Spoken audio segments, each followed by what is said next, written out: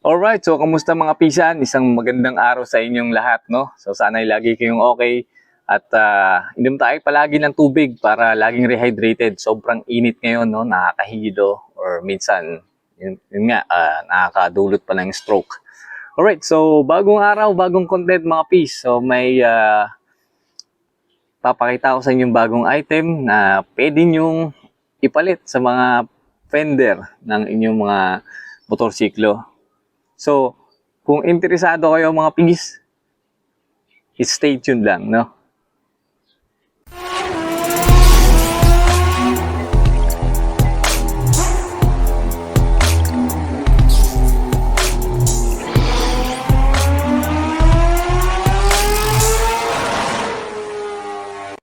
Yun. Fender ng ating rear fender ng ating mga motorsiklo, mga pis. So, kung mahilig kayong magpapalit or napapangitan kayo sa ganitong klase ng fender, yung stock, no? Eh, meron tayong solusyon dyan, no? Kasi meron tayong mga tropang rider na hindi okay sa mata nila or masyadong malaki yung rear fender.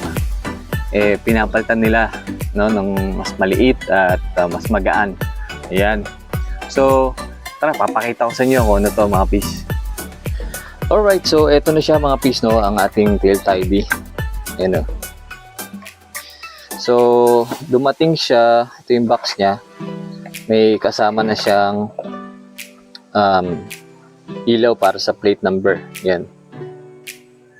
Wala siyang kasamang signal lights. Pero, merong iba, may makikita ko yung iba na may kasama ng signal lights. Pero, I'm not sure kung magugustuhan niyo yung kasama na signal lights do sa package nila. So, yung signal lights na to ay binili ko separately, no? Yan. So, hindi siya branded, pero natuwa ako sa kanya mga pis kasi kamukha siya nung ating stock. Ayan, no? Tapos, kagandahan dito ay smoke siya. So, imbis na clear, ay smoke yung kanyang lens. Yan. Tapos, yan, Allen key. Sakaling gusto nyo mag-adjust, no? Maraming parts dito na na-adjust kasi mga piece, no? So, start tayo dito, no?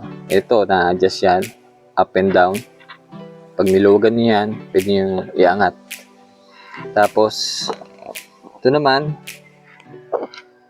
itong part na to, mga piece, dito dapat yan nakalagay, no?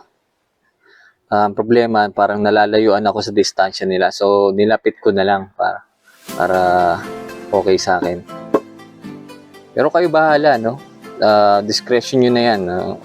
Choice nyo na yan kung paano nyo ilalagay ito. Kung dito ba or iuusod nyo papalapit. Alright, so dito naman mga pisto, na-adjust naman to. Ito na haba to eh. Ito na yung sagad niya. So, pwede nyo siyang i-adjust dito, pag ganito, or pag ganun. Tapos itong part na to, mga piece, ina-adjust naman siya. Kung gaganon siya, na-tilt siya, no? Pataas, saka pababa. Yan. Tapos ito na yung part na kakapit natin sa ating motor, no? So, makikita nyo, ganito itsura niya, imbis na butas lang, na bilog. Kasi nga, ay universal ito. Pwede ito sa lahat ng klase ng motor, mga piece. Okay, so, i-drop ko yung link ng mga item na to sa description ng ating video. Kung sakaling maging interesado kayo, sakaling gusto niyo bumili, yan, mas madali niyo na siyang makakita. Okay, so ano ba yung mga gamit, no? Mga binili ko bukod dito para may kabit natin tong tail tidy. So, bumili ako ng wire, no? White lang, mga piece, hindi. Tapos ito, connector. And then, yung ganitong klase ng connector. Yan. Merong isahan. Tapos, meron ding dalawahan. Yan, katulad nito, mga piece. Yan. Okay. So, kung wala naman kayo nito at tiyatamad kayong bumili, no? Eh, pwede nyo naman pagdugtong-dugtongin na lang yung mga wire. Kayo na bahala, mga piece. Tapos lagyan nyo na lang ng electric tape. Yan, para hindi sila magdikit-dikit. Okay, so dito naman sa socket natin, so ginaya ko yung sa stock natin, no, para madaling gawin. Para hindi na tayo magmo-modify pa ng kung ano-ano. So, yan, nakita nyo, 4 yung kanyang wire. Ayan. So, ang isa sa mga wire na to ay negative. So, ito siya. Tapos, itong part na to, ito naman yung positive ng ilaw nung plate number. Ito. Tapos, yung sa baba naman, yan, ito yung left and right na signal light. Yung positive ng left and right na signal light. Yan. So, yan. Sabi ko nga, tinulad ko lang yung pagkakakabit ng wire dun sa stock natin para mas madali natin siyang mai-install. Yan. Dito, nilagyan ko siya ng connector, mga piece. Yan. Ito nyo, hiwalay siya, tapos may mga connector siya. Para kung sakaling may pumalya sa isa sa mga ilaw na to, madali ko lang mababaklas at hindi ko na kailangan magputol, no? Tapos kabit ulit. So dito, i-install nyo na lang, no? Kapasok nyo na lang doon sa females yung male na connector. Yan. Okay. So, yung mga negative, sama-sama sila, mga pins. Negative ng signal light, saka yung ilaw ng ating plate. So, hindi siya ikabit na ganyan. So, ito na yung dalawang negative ng signal light. Tapos, ito yung negative ng ating plate number light. Yan, sama-sama sila. Yan, so 'di ba? Napakadali lang. Tapos mga piece, ito naman yung positive ng ating ilaw sa plate number. Yan. And then left and right na signal light. Yan. So may label yan, no, para hindi ka malito. Lagyan ko ng mga labeling. Yan.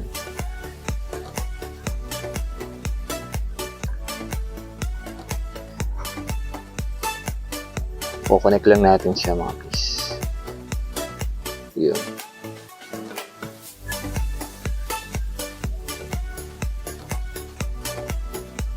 Yun, ganun lang kadali. Tapos, isi-secure na natin siya ng electric tape, or kung may shrinkable tube kayo, yun ang gamitin nyo, no? Para mas malinis yung wiring natin. Ayan. So, ganun lang kadali, mga piece. So, i-install ko na to maya-maya. Lalagyan ko lang ng mga electric tape itong open na connector. Ayan, para hindi sila magdikit.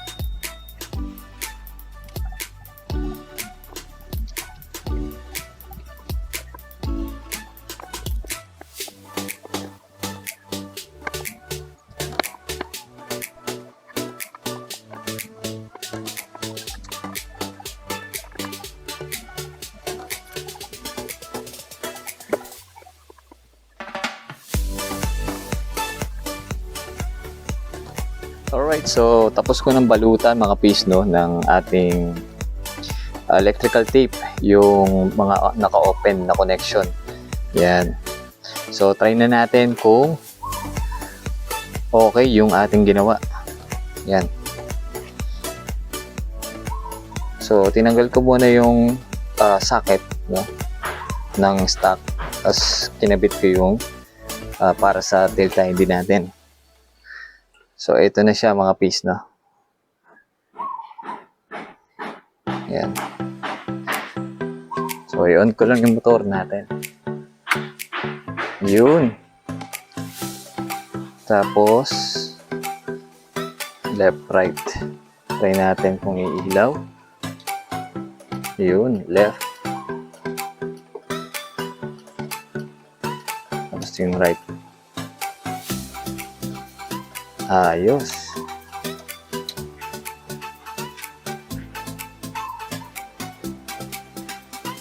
Yun. So, tara't subukan din natin kung maganda siya or bagay siya sa motor natin mga piece. Tanggalin natin yung stock natin na up fender.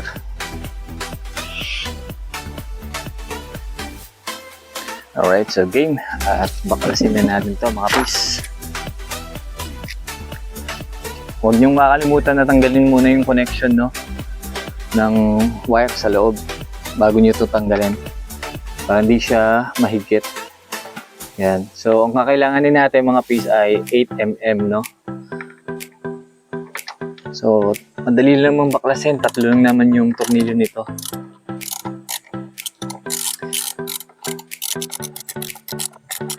Yan.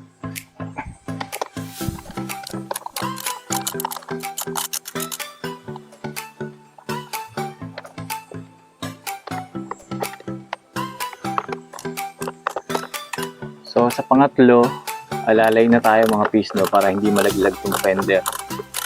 Hawakan na natin siya habang niluluwagan natin.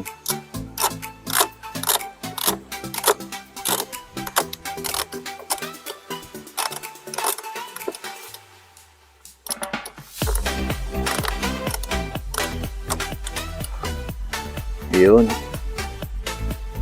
Tanggal na siya mga piece. Ito na siya. Tabi muna natin. Tapos isukat na natin yung ating tail tighty.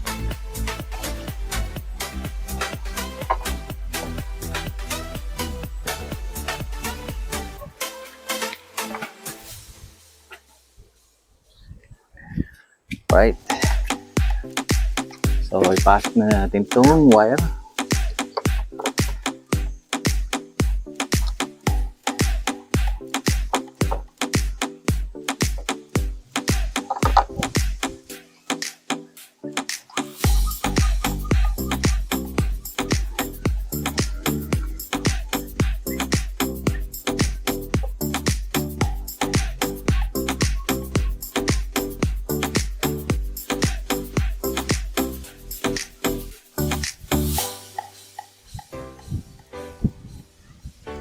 Yun.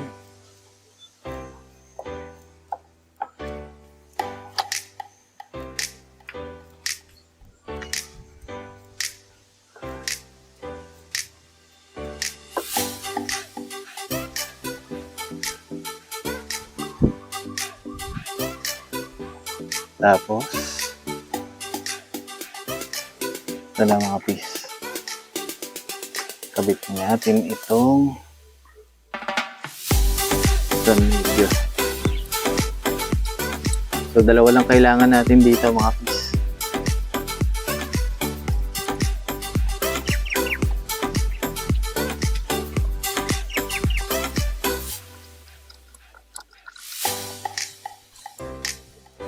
Ayun. Make sure din natin na nasa gitna siya.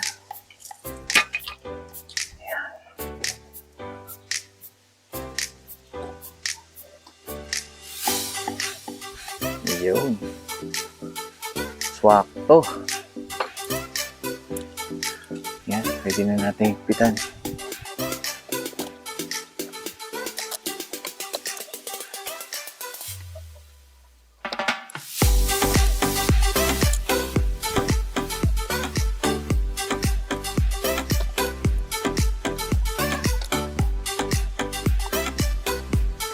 Solid. Alright, so yun na yung itsura niya mga piece, no? Pakita ko sa inyo dito sa part ito. Yun. So, pailawin natin.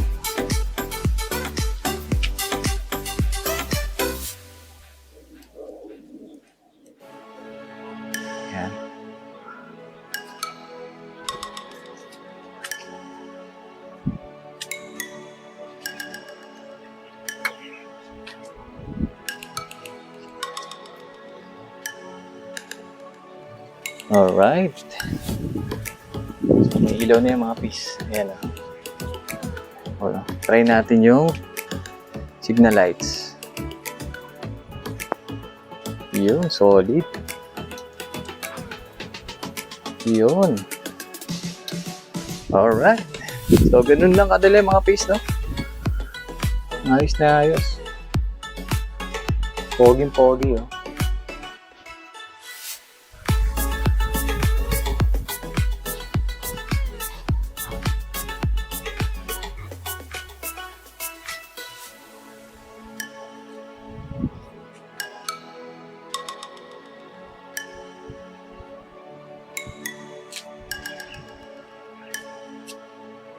Yun.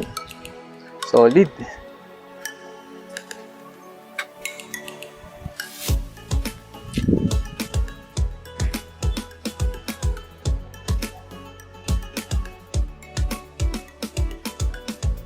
Yun. So, nakita nyo naman mga piece. Pogi-pogi, no? Napakalinis tignan. So, sabi nga, tail tidy. Talagang malinis na malinis. Alright, so sana ay may natutunan kayo mga piece sa ating video ngayong araw na to. At muli ako nagpapasalamat sa lahat ng sumusuporta sa ating YouTube channel. At yan, huwag niyong kakalimutan na mag-like, share at subscribe dito sa ating YouTube channel. At syempre, hit nyo na rin yung notification bell para lagi kayong updated sa mga bagong videos na ilalabas ko. So as always mga piece, stay safe, ride safe, and peace out.